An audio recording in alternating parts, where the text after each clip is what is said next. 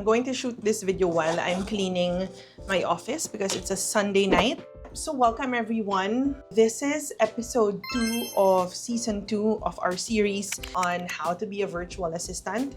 So the discussion or our topic for this second episode is how you're going to transition from corporate to a virtual assistant. On our previous episode, we talked about what is the pros and cons of being a virtual assistant versus being in the corporate industry. So now we're going to talk about how you're going to transition. Just for example, you watch that previous video. If you haven't yet, it will be somewhere up here or down in the caption section.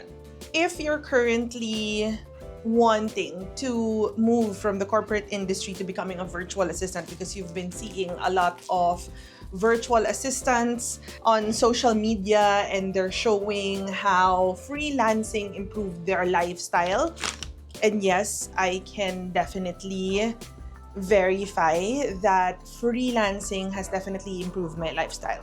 So now that you're decided and you want to be a freelancer or a virtual assistant, here's how you're going to do it. But before we jump into that video, hi everyone. If you're new to this channel, my name is Mia. I am currently a training and onboarding manager. I train and hire executive virtual assistants. But prior to being in this managerial role, I was also an executive virtual assistant. I started way back in 2021. So before being a VA, I was a wedding and events planner and I worked in a call center industry. So I did not have any experience as a VA or a freelancer prior to that. My experience was mainly in the call center industry as well as in business, which is wedding and events planning. If you're not subscribed yet to my channel and want to learn more about how to be a VA and freelancing, all you have to do is subscribe now and watch all of my other videos. So now let's jump right in and let's find out how you're going to transition from the corporate industry to becoming a full-time VA or freelancer.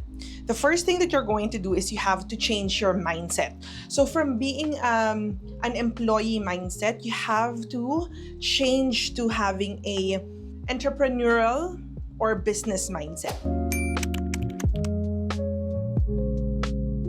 Why? Because being a freelancer or being a VA means you're already starting your own business. When you ask why business, you're also applying for a job with clients. Now, why business? Because you are selling your services. You are not applying as an employee because you are a freelancer. You're applying as an independent contractor. Meaning, as an independent contractor, you don't have the usual benefits of an employee like health card, company paying for your taxes and your government benefits. The reason why you're not going to enjoy those benefits is because the clients that you are getting are based in another country. Okay? So they're just going to get you as a service provider so that it will be more cost effective for them because they don't have to pay for all of those extra things and they'll just pay for your service fee. The reason why you should also have that change in mindset is because in the corporate industry, you're actually told already what to do. As an executive virtual assistant or as a freelancer, you're choosing what your specialty is, what your niche is, and that's what you're going to offer. And you also create your own systems. And then in the corporate industry, you also get paid on time or on schedule, meaning you're paid every 15th or 30th, and you expect the same salary month in, month out.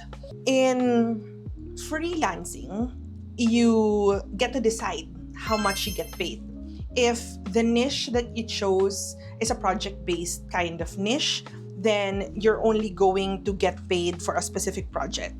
And since you are in business mode or as an entrepreneur, if you are a freelancer, sometimes you have clients, sometimes you don't.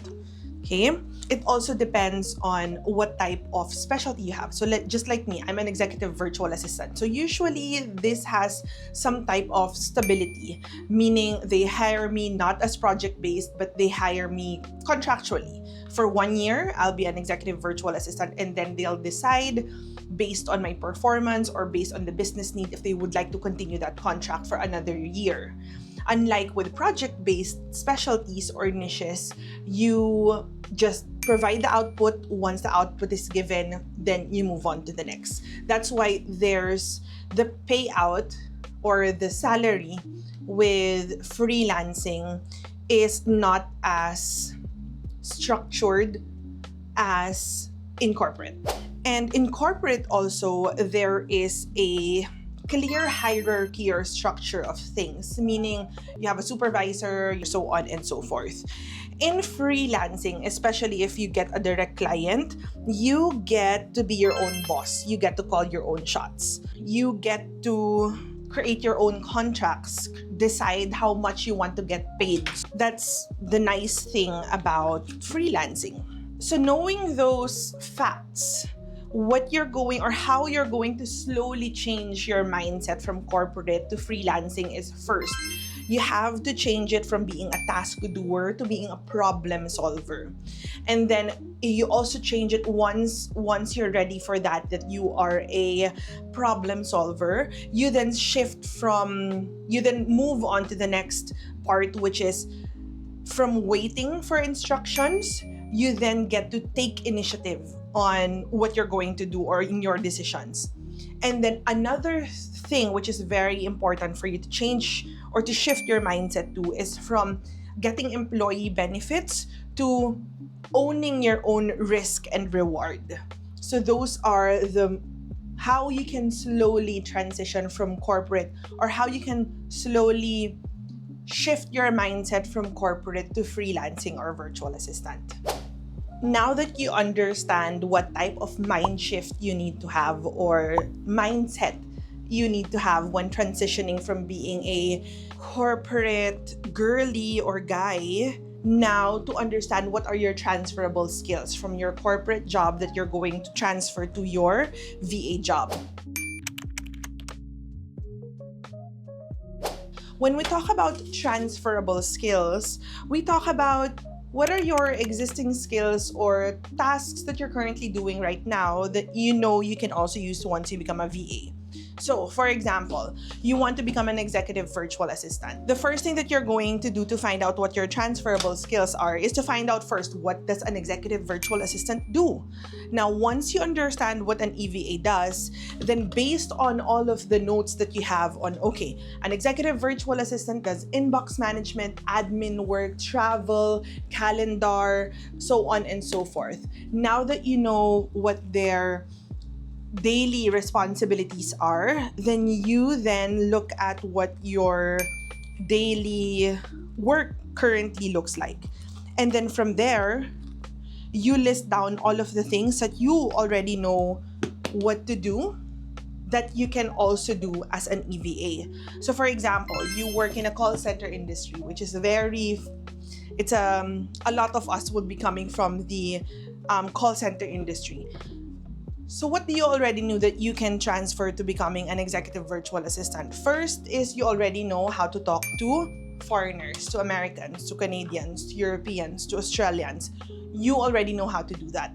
Next, you already know how to use systems like a CRM. For example, one of your transferable skills also is travel, because you already know how to book your own flights or book hotels, right? So those are the things that you already know how to do. Now, if you are a nurse or a medical practitioner and you want to become a virtual assistant, then try to get a medical virtual assistant niche. So you already know your transferable skills from there. So that's how you need to identify your transferable skills. Now, tips on how you can identify your transferable skills is, of course, list down all of the things that you know how to do. List down your daily tasks or how your day looks like at work. And then find out or list down the things that a virtual assistant is doing, especially or specifically for that niche that you are trying to target or you want to specialize in. So now that you already have that list, you've already prepared your transferable skills, then you can already start working as a VA or start offering your services as a virtual assistant. Those are the two most important things that you actually need to think about. Now, this next part is where I will guide you and let you know what are the step-by-step process into making the switch. A switch that I'm sure if you are someone who enjoys working from home, who's someone who enjoys being with the family, someone who enjoys to travel and being able to work anywhere, someone who dreads traffic, someone who doesn't want to transfer to Metro Manila or to your main city and just stay in your province and earn good money. Also, someone who wants to earn in dollars but doesn't want to leave the comforts of their country. Now, if you are that someone, then these are the steps that I have for you so that you can finally make the transition.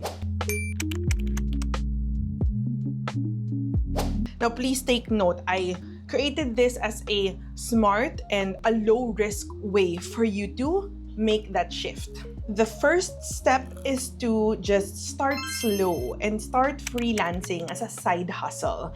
If you don't know how, I created a video on how to do that. I will post it somewhere here on the screen or in the caption section below. How are you going to do this? Quickly, just tips. So the step 1 is start freelancing as a side hustle.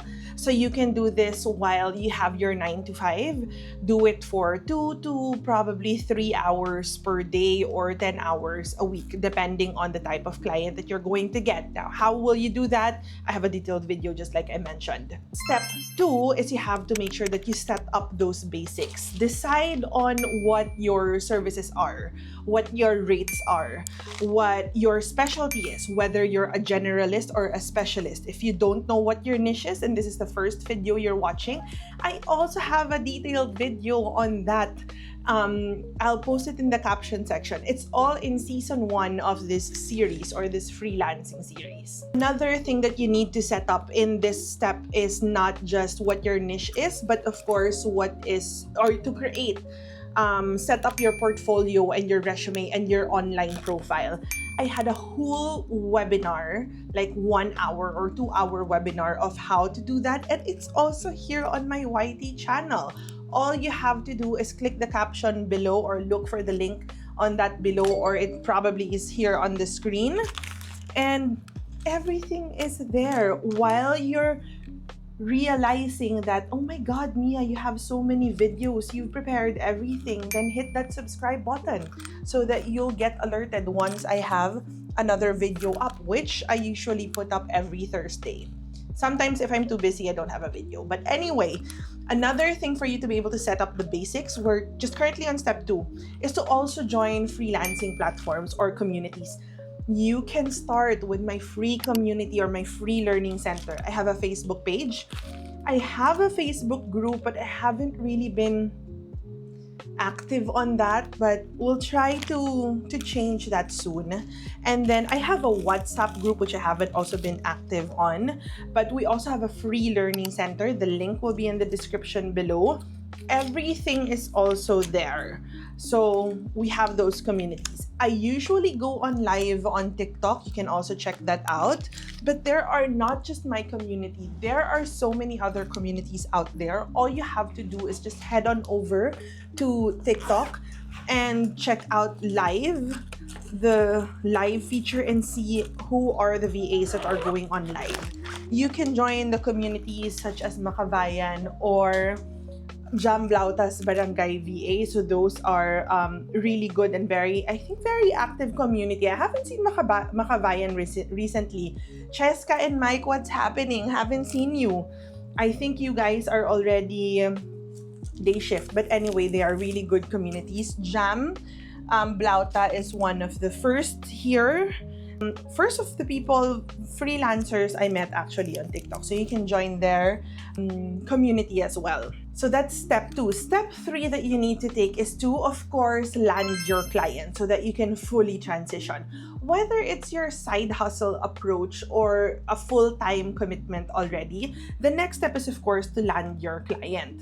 And how will you land your client? Of course, look at job search platforms like Upwork, Online Jobs PH, JobStreet, and LinkedIn. Those are really good, powerful job search platforms. What you can also do is to network. So for example, you joined my free community, you saw me on Discord, I met you, I know what you're good at, I know what your specialty is, and I can recommend you to clients that are reaching out to me.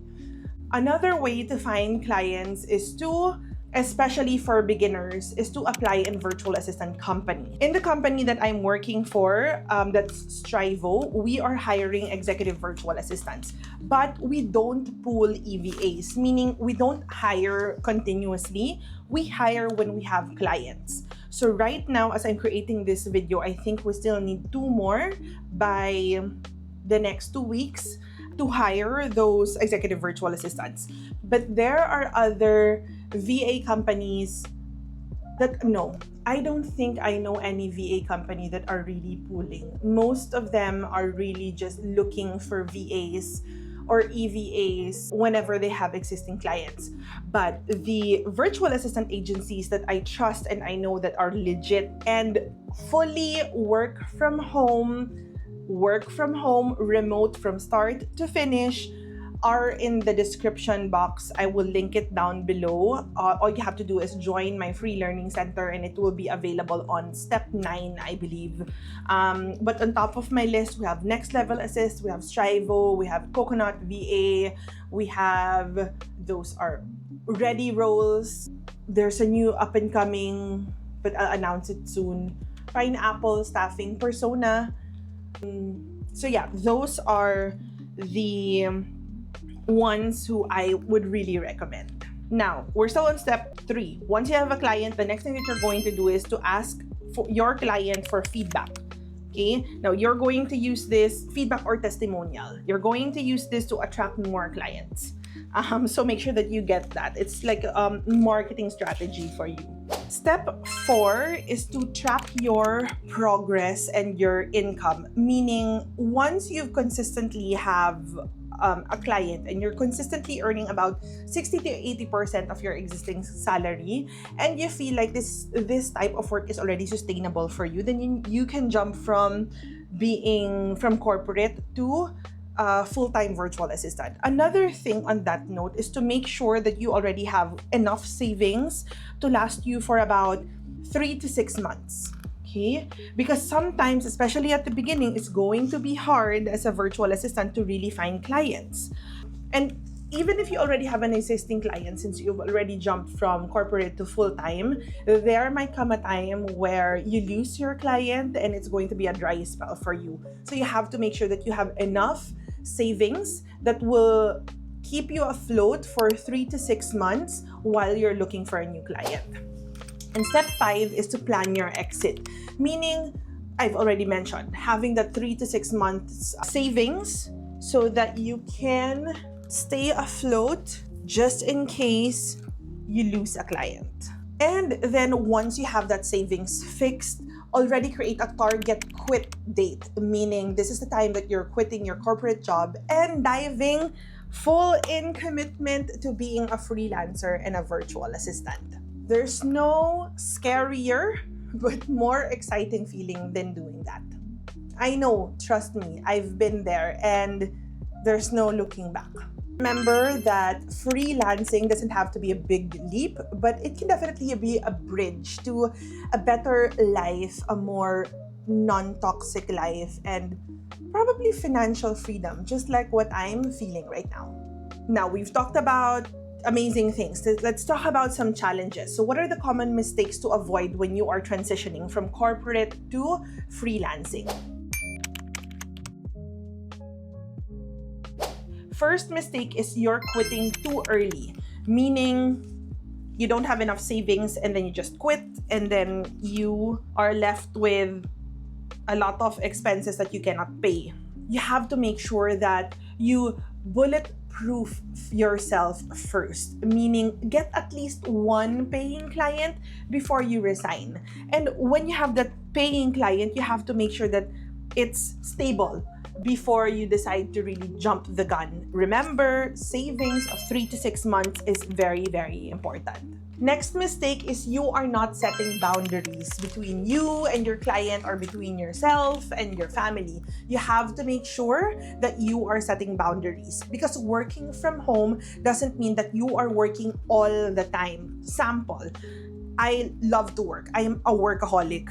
I don't just have my 9 to 5, which is me as a training and onboarding manager, but I also have my content creation. I also have my community. I also have my online course and my YouTube channel. Now, I do work a lot, especially on weekdays, but my weekends are really sacred for me or to me, meaning I don't really open my computer or my laptop except for when I need to shoot videos like this. Next mistake is that you try to learn everything all at once, okay? You cannot do that. No matter how much we say that virtual assistants can do everything, we cannot do or learn everything all at the same time or all at once. That is impossible, and that's so hard to sustain. So you have to make sure that you just focus on one specialty or one niche at a time. And then once you've decided what your specialty is, then you can start offering that. Then you just also continuously upskill. Okay, so mistake is to learn everything at once, but a best advice, if you to continuously want to do or to be an amazing VA, executive virtual assistant, or freelancer, you need to continuously upskill. Mistake number 4 is undervaluating your time. Remember, you charge for value, not for your time. Don't charge for an employee rate, but charge for a business rate, meaning you are the type of virtual assistant that charges based on your output and the quality of your output, not the amount of hours you put in that work. So please remember, don't charge $3 or $5 or $2 for a $10 type of work. Do not lowball yourself. Never say yes to a $3 per hour offer. Always start with a minimum of $5 per hour. Even if you don't have experience, $5 is a good place to start or a good rate to start. And mistake number 5 is not treating your service or your expertise as a business. At the beginning of this video, I told you that being a freelancer is being a business owner, or you need to transition from a employee mindset to a entrepreneurial mindset. And that is a mistake that a lot of first-time freelancers are doing. So remember, you are no longer an employee. You are a business owner and you are selling your services. So you have to make sure that you treat it like a business. How are you going to do that? You have to create your systems. You have to create a contract. You have to decide on what rate you're going to offer, and of course, what service you're going to offer. How many hours do you want to work? Is it going to be full-time, part-time, project-based? Do you want monthly rate or per hourly rate? So all of those things you have to take into consideration. So make sure that you, even if you're just starting, you have to make sure that everything here or everything that I just mentioned is ready before you take the leap to becoming a full-time freelancer. So we've reached the end of the video. So if you are someone who's in corporate and are you considering transitioning to being a freelancer or a virtual assistant? If yes, let me know what your biggest concerns and fears are about making the switch. Put it on in the comment section and I will definitely give you some advice. I'll be waiting for those comments, so don't forget to comment on this video about your fears and your concerns about transitioning. So if you've learned something from this video and you like this video, hit that subscribe button and I'll see you on the next video, our episode 3 on our freelancing series. And our episode 3, we're going to talk about direct clients versus virtual assistant agencies. Which one is actually better for you? That is a very important video, so you better watch out, or you better be here by Friday and watch that video, because I have like a quick activity for you. It's going to be a little bit different than my usual video. We're going to have an activity at the start of the video so that you get to find out really what type or what direction you want to take. Is it to look for a direct client or apply in a virtual assistant agency. So if you want to watch, or if you want to be updated and you want to be alerted that that video is up by next week, make sure that you hit that subscribe button, and I'll see you on Friday.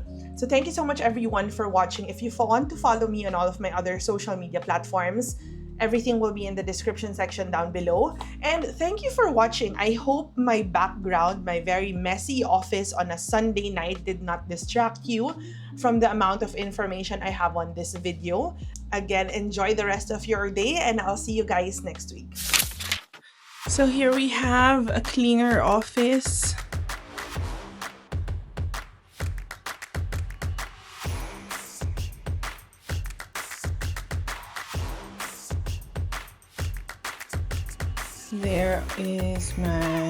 There are the dog beds.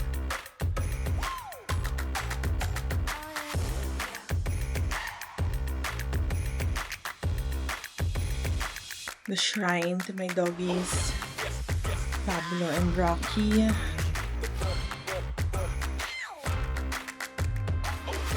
There you go. Happy Sunday.